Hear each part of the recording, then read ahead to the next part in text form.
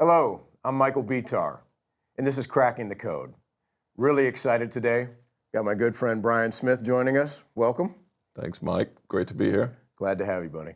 So Brian's a longtime executive within the consumer goods space. He's been in numerous organizations of various sizes. He's been in various different route to market businesses. So excited to dive in with you on a number of topics today. But we're gonna unpack a few things. And there's some catchphrases that are going on in the marketplace right now. People first, and really talking about not just what people first means, but what that actually looks like in practice. So excited to get Brian's thoughts and feelings on that. Before we dive in, Brian, let's talk a little bit about your background and where you've been and how you've really put yourself in a position to have seen what people first looks like in a positive light and maybe in not such a effective way. Yeah, thanks, Mike. I have been in the consumer packaged goods industry pretty much my entire life out of college. Graduated Florida State in 1988, and since then have worked for some of the biggest ones and some of the smaller ones, but I've always enjoyed it. But in 1998, I got on board with Coors Brewing Company. And from that point on, I've pretty much been in the out-bev development space. Yeah, no. I've been tracking your career since the Nabisco days. Not just tracking your career, but Brian and I had a chance to actually work together at Nabisco. And so that's really part of the reason I'm so excited to have Brian here today is that I got to see how you engage with people in a work environment day to day back in Cleveland. And I was always impressed that Brian had this way of engagement even when you were really early in your career. So what I learned from you, just from listening, right, just paying attention, is that it's not about your title. It's not about how many years you've been in the industry. You can have an impact on others regardless of your role and regardless of how long you've been in an organization or in the industry. And it just seemed to come really natural to you, Brian. And maybe it did, maybe it didn't, but that engagement and how you treated people from the first day that I met you, where does that come from? First of all, thank you. It doesn't come easy for me, and it probably doesn't come easy to anyone because it's full of tough choices and commitments and humility and things like that. At an early age, I learned that from my father, who managed big department stores, and I really was in his shadow, but I was watching and I was listening and I was seeing how he treated people, lots of people. It takes like 200 people to work in a big department store. But beyond that, I really just committed to putting people first. And if I was going to put people first, then I wanted to see those results both in the bottom line as well as in engagement studies and things like that. And it was paying off. But what I really came to a crossroads with is the term manager and the term leader are two different things. Mm-hmm. One might be a path to the other, but they're not complete. And I hear people take leadership positions, but they're caught in the traits of being a manager. A manager, if you're working for a manager, is going to get your expense report approved on time. Probably doesn't know your family at all in terms of kids' names and things like that. Not going to take a lot of chances, not going to stick their neck out for you to really connect with you. And I look at leaders as kind of the opposite of all those. Highly connective, strong message. People want to work for them. There's an old adage of run through a wall for someone that you really, really enjoy working for. And that's kind of true. You don't literally have to run through the wall, obviously. But if you feel that way about them, then you've got a great leader. And I think the absence or seemingly absence, and you might be going here next, of really strong leadership, I think could be in part to people getting stuck at the managerial level. And they're either not getting good development or they're risk averse to take that leap and become a leader, not a manager. Because a leader has things that will put you in a place to be successful, and you'll wake up every morning wanting to work for that person. And I think we hear, thank you for that. I think we hear the delineation between manager and leader quite a bit in the marketplace. Mm-hmm.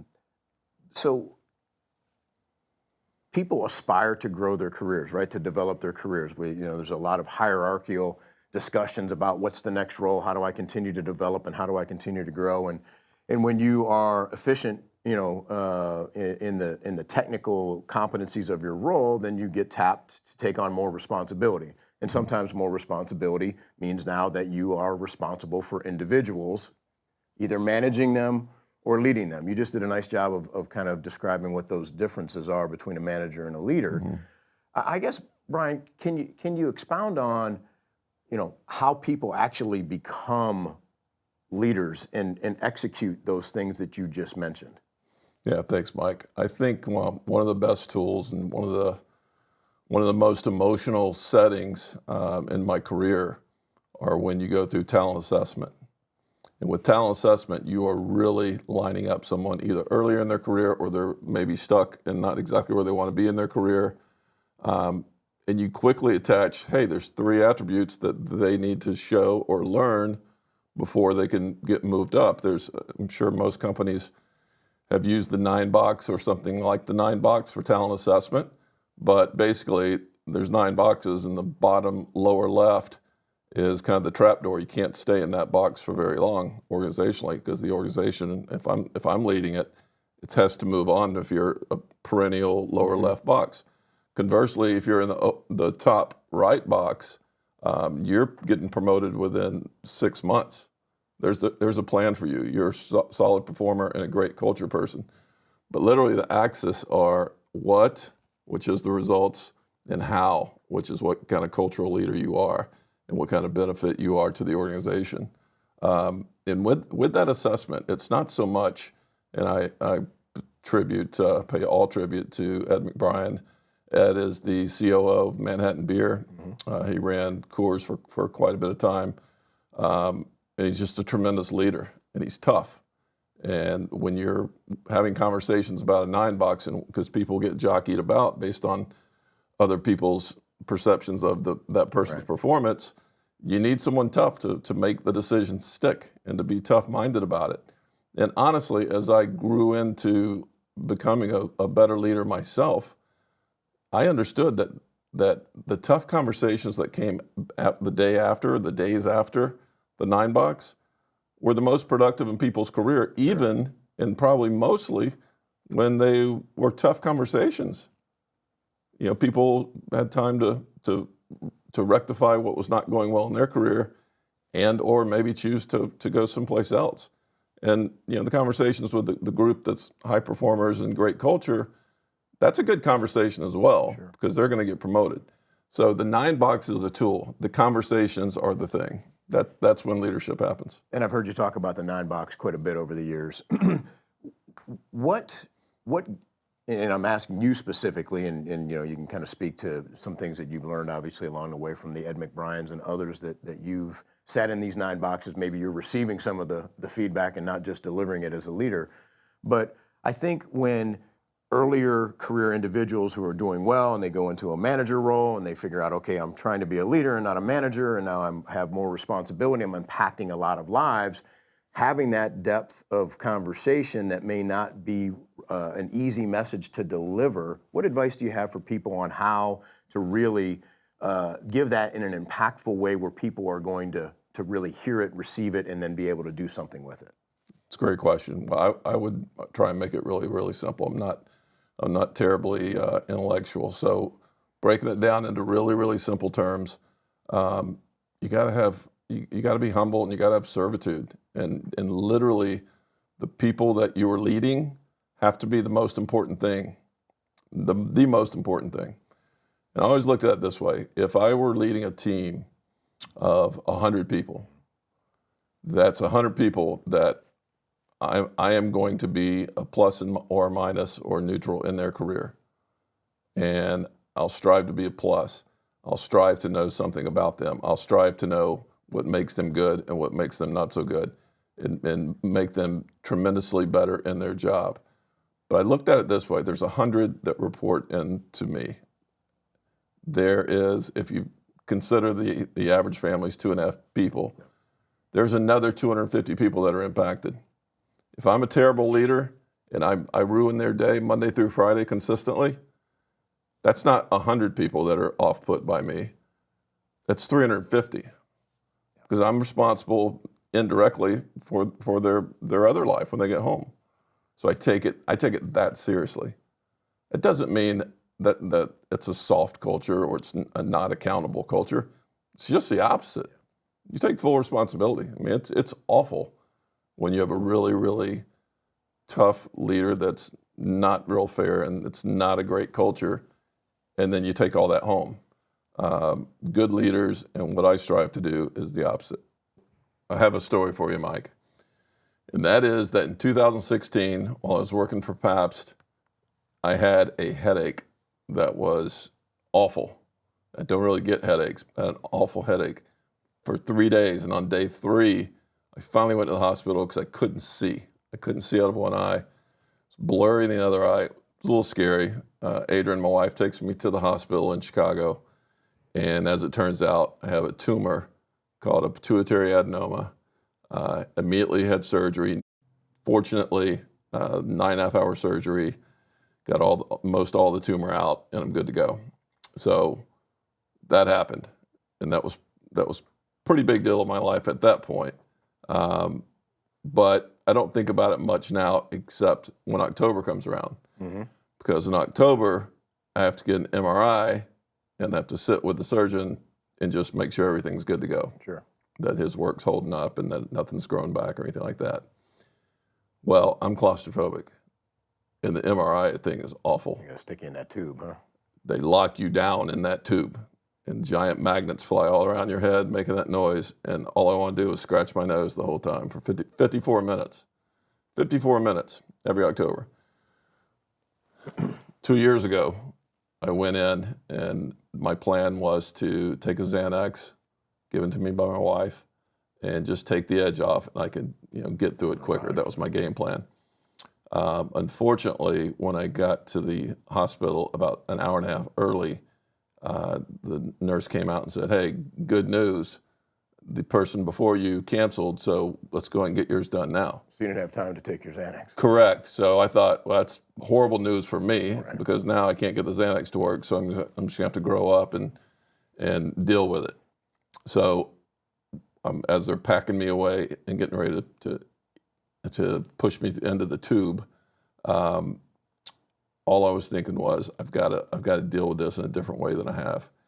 And what I decided to do was relax, take deep breaths, and go back to the first person that ever hired me right out of college. And it was Randy Gillis from Nabisco. And Randy was the guy that I would have for my first year or two in the business. And I thought about him as the MRI is going on. I thought about him for 4 or 5 minutes. And I thought about the pluses, I thought about the minuses, and then I thought about the neutrals. Okay, what are the pluses about Randy? He hired me. He took a chance on me. He was a really good communicator. He was a long-term Nabisco guy, so there's like institutional knowledge that he passed on.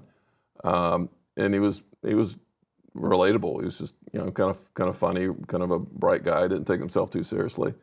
So I would mark that as a plus.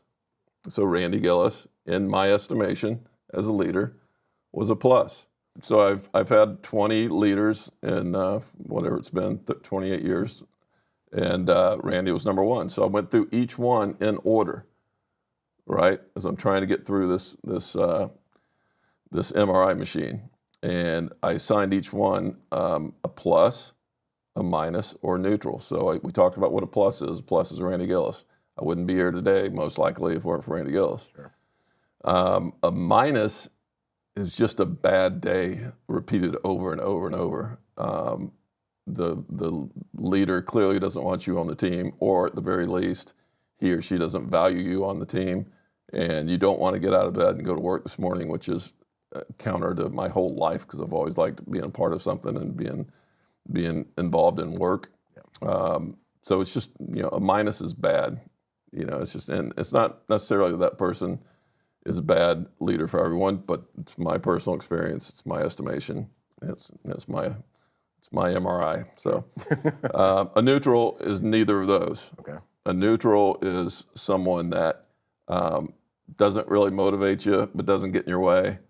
Probably doesn't doesn't know your family kind of thing, probably doesn't know what you want to do next career-wise, probably won't make a move to better your career if it messes up theirs. Yeah. Because I've seen that happen some.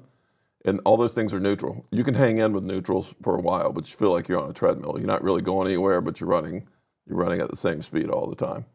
So that's a neutral. So I go through all 20.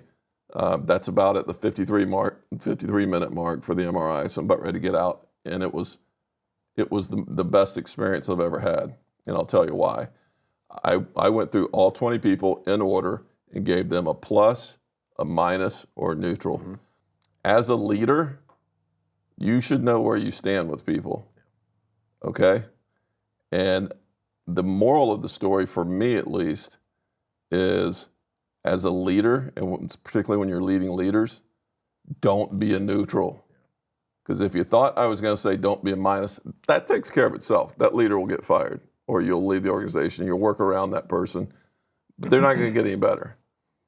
Neutral, you have a chance to get better, and that's why, potentially we're not seeing the leaders, the stoic leaders, the memorable leaders, the change my career leaders that we've seen, that we were talking about at the beginning of this conversation. Maybe that's why you're not seeing them, because they're stuck on neutral, and they won't make that move to be a plus. They won't become a plus in enough people on the team's estimation to matter. And that's my story. No, I love that story, and it ties back exactly what we were talking about earlier. So thank you for that. What are some of the ways that you intentionally make people a priority? How do you do that? Well, I will say it this way. When I was at Mark Anthony Brands, which was and is just a great company and great leadership in there, and the president is a guy named Phil Rossi. Phil is unbelievably talented, but he's also just a great leader and a really good human being. One of the times I was promoted, Phil had promoted me. That was a big deal. So it was a humbling experience and a great opportunity to move into. But he walked down to my desk and he said, "Hey, I'm about to send out your personnel announcement." And I said, "Great." And he didn't want me to read it or anything like that. He said, "Can I have your 10 closest friends and your mom and dad's email address?" And I said, "Why do you want to do that?" He said, "Because I'm going to send them all the announcement before I send it out." And it's stuck with me all this time. And I used to just do, 2 or 3 lines, the bare minimum. Worse than that, I used to just let the person write their own announcement, and then I would touch it up. Which I think do the work for me, please. This is really important. You're important to me. A lot of people do that. But Phil Rossi doesn't do that. And the impact of that, still to this day, I was thinking about it earlier. I was like getting choked up. It's so meaningful. And if you do meaningful things, you got somebody forever. And it just stuck with me. That's a great example. I appreciate you sharing it. I think prioritizing people doesn't just mean spending time with them. I think it means getting to know them and understand them on whatever level they're comfortable with. And then I think the doors open up the more that you continue to earn their trust and you really do get to know them at a level where then you can help them and you can deliver constructive feedback and positive feedback and, hey, you're on the right trajectory, or you've gotten off kilter and let's figure out how to get this fixed together. Or what you alluded to a moment ago, and I'd like maybe to expound on this, is when that path or that journey inside of an organization or inside of a role has kind of ran its course, and it's time for the person to maybe potentially go find a different path. Can you share a little bit about when you've had to have those conversations, somebody you've known for a while, you've built a good connection with, you now have real deep personal understanding of who they are, and now you got to sit down and say, hey, your time is run out in this organization, in this role. How do you handle those conversations? Incredibly respectfully. This is gonna be posted in LinkedIn, and I'll flip through LinkedIn several times every day, just because I enjoy the different posts and you stay connected with people, things like that. And even people where it was really, really difficult, like they didn't they didn't sign up for whatever we were doing, and they weren't particularly good at it, and it was a tough decision to make. I don't delay it. I don't procrastinate any. I do it with all the respect I can of anyone, and that's what I do. I show them professionalism and respect, and I know that when I make that move, and that person's going to be fine. You know, I have to have faith that they're going to go find something that fits them better. But I get really excited because I love building teams, and that's an open head count is an opportunity to go out and hire great talent. Sure. And that's what I love to do the most. Is just get a team that's the best possible team I can put on the field year over year over year, better and better and better. That's great. Thank you for sharing that. So we're talking about people first and what it looks like in action, giving some great examples. Another topic on the same component is, you know, leadership gaps in the marketplace today, or the perception that where did all the good leaders go? And they didn't. I don't think they've gone anywhere necessarily. But on the topic of how to really develop leaders and what's going on in the marketplace today, and the perception of a shortage of really strong leadership, where do you want to go with that topic, Brian? I think that that all that's true. I think the focus of leading leaders needs to really be delved into, because it's one thing for me to take someone with a national account manager. They're probably not leading people. They might be, if it's like the entire Kroger business or the entire Walmart business, they might have 5 or 6 people on their team, but then they're probably a director. So again, like, leading leaders is extraordinarily important, because you're going to get everybody in the organization covered. If you go through your first line of direct reports, and whether they're VPs, directors, or a mix of both, that group needs to be great at leading as well. And that requires paying attention to what's going on in the organization. It goes along with understanding if they're buying in on my leadership style and the things I like to get done from a accountability standpoint, from a communication standpoint, delivers the results, things like that. I don't know where they've all gone, but my estimation, or my best guess, is that we talked a little earlier about going from manager to leader, and there's some steps to go through.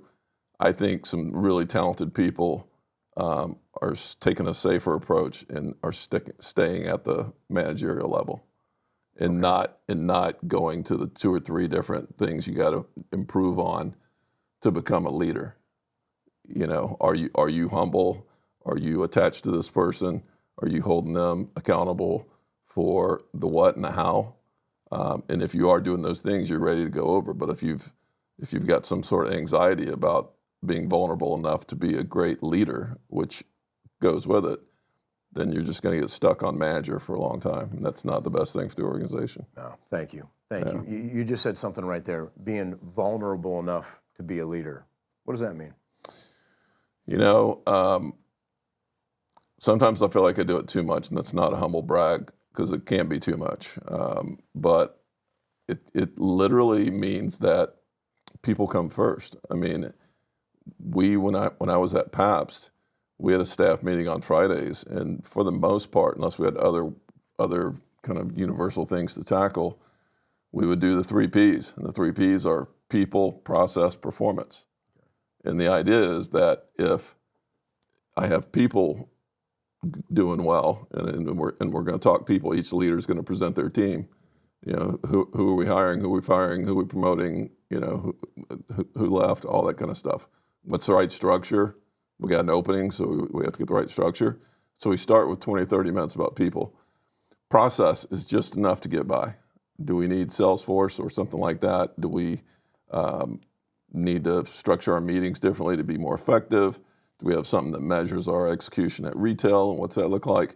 So just enough process to not hide behind, but to make the team flow a little better.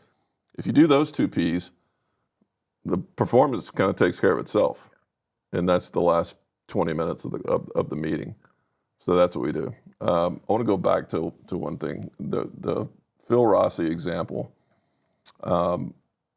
changed the way I do personal announcements, but I wanted to kind of have something that was unique to me, and I do it especially when I have a large team.